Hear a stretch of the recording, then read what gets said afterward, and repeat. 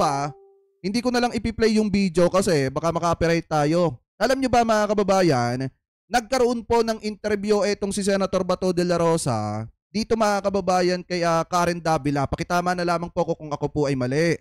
Ngayon, naitanong sa kanya yung about kay Mary Grace Piatos at dinipensahan po yan mga kababayan ni Senator Bato de la Rosa. Sabi niya kasi mga kababayan dito, basahin po natin galing sa People's Tonight. Sabi po dito, yan.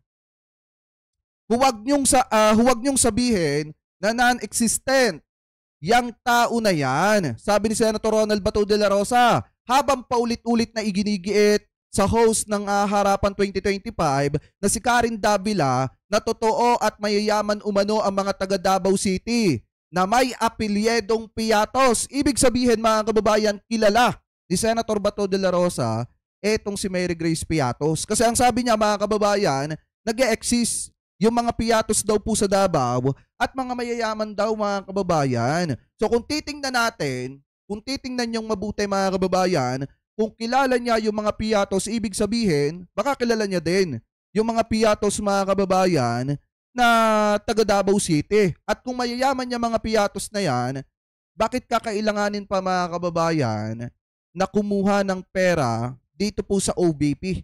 Bakit kakailanganin pa mga kababayan itong mga mayayaman na Piatos na ito, kung totoo man na itong sinasabi ni Bato de la Rosa, bakit kakailanganin pa nila na kumuha ng pera dito sa opisina ng ating Vice Presidente na kung saan may nakita na napakaraming resibo na nakapangalan sa isang Piatos mga kababayan. So ngayon, ang sabi pa ni Bato de la Rosa dito, basahin pa natin, matatandaang nag-viral sa social media ang pangalang Mary Grace Piatos bilang isa sa mga nakapirma sa Acknowledged Receipt or AR ng pagtanggap ng bahagi ng 612.5 million confidential funds ni Vice President Sara Duterte noong 2022 at 2023.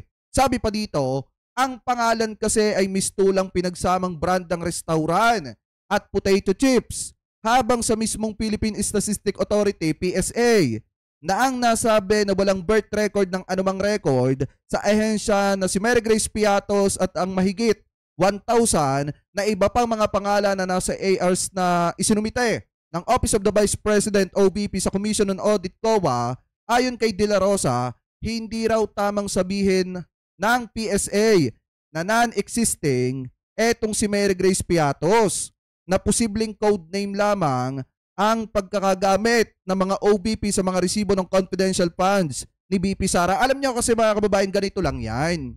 Kung talagang mga code name yung pangalan na yan, bakit walang maipakitang record ang opisina ni BP Sara ng mga totoong tao na nagtatago sa mga code name na yan? Diba dapat may mga blue book yan? May mga logbook mga kababayan na kung saan naando doon yung mga pangalan ng mga totoong tao na gumamit niya mga code name na yan. Kaso ang problema, wala po silang maipakita.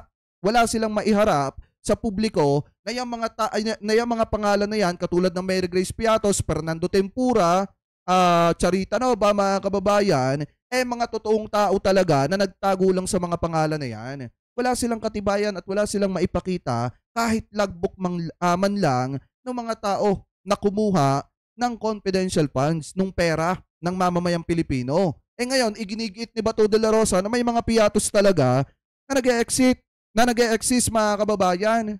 At mayayaman pa daw ito sa Davao City. Yan po yung sinasabi mga kababayan ni Senator Bato de la Rosa. Alam niyo kung titingnan natin, lumabas na nga mga kababayan sa PSA na wala po mga Mary Grace Piatos. Ibig sabihin, hindi nag-e-exist, wala talaga yung tao na yon. At ngayon, magugulat na lang tayo magsasalita yung isang senador po natin na ngayon ay tumatakbo sa pagkasenador na may mga nag-e-exist daw na mga Piatos at mayayaman pa daw dyan po sa Davao City. Kung mayayaman yung mga yan, bakit kinakailangan pa na kumuha ng pera, kumuha ng confidential funds dyan po sa opisina ng OVP?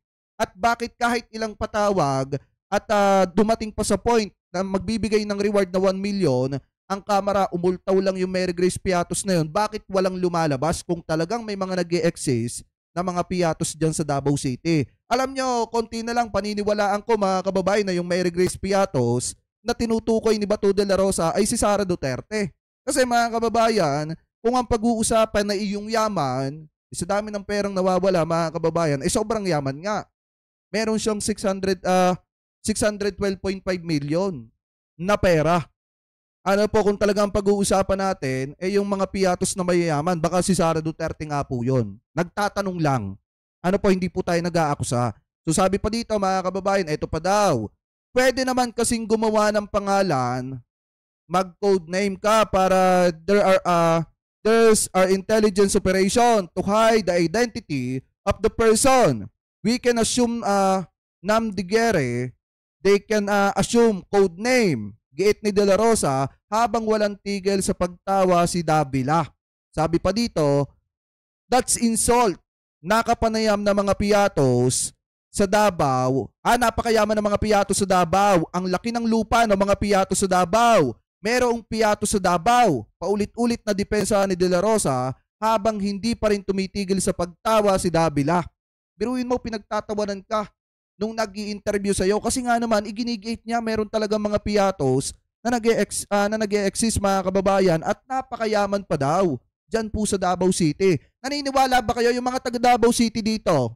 May taga Davao City ba dito na nanonood? Naniniwala ba kayo na may mga piatos dyan sa Davao City? Ako nagtatanong lang. Press 1 kung may mga piatos dyan sa Davao City at mayayaman yung mga piatos. At kung mayayaman nga yan at meron nga, ang tanong, bakit walang lumalabas na Mary Grace Piatos kahit na magbibigay ng 1 million, etong kamera mga kababayan, dun po sa Mary Grace Piatos na lalabas at magkiklaim na siya si Mary Grace Piatos. Simple lang naman magdala ng ID, dalhin yung birth certificate, at may 1 million ka na kung ikaw talaga si Mary Grace Piatos. Pero bakit hanggang ngayon walang lumalabas? Kasi wala talaga, mga kababayan. So ito yung sabi dito ni Bato de la Rosa.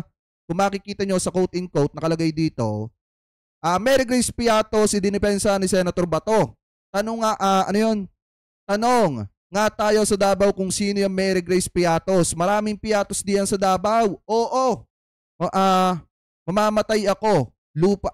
Lupa doon, sa likod ng City High lupa yan ng mga piatos. Punta ka sa Bunawan, may mga piatos diyan. Di ko lang alam kung sino si Mary Grace ha. Giit ni Senator Ronald Bato de la Rosa kay Karen Davila na tawa ng tawa. Kaya siya pinagtatawanan kasi mga kababayan, biruin nyo, kahit ilang patawag ng kamera dun sa Mary Grace Piatos, walang lumalabas. Ano po, walang lumalabas na Mary Grace Piatos. Paano ba naman lalabas kung yung Mary Grace Piatos ay sold na? Alam niyo yung sold na? Mapera na mga kababayan at yung 1 million barya na sa kanya. Kasi nga, napakarami ng nakulimbat na pera nitong si Mary Grace Piatos. At alam kong kilala nyo kung sino yung si Mary Grace Piatos na tinutukoy natin. Alam nyo, konti na nga lang maniniwala ako na si Cocoy Villamin, etong sila Chika. At etong si Piatos mga kababayan, alam nyo na kung sino. Ano po, so ngayon yan mga kababayan, marami daw kilalang Piatos etong si Bato de la Rosa, dyan daw po sa Davao City at mayayaman pa daw. Yan yung pagdepensa niya.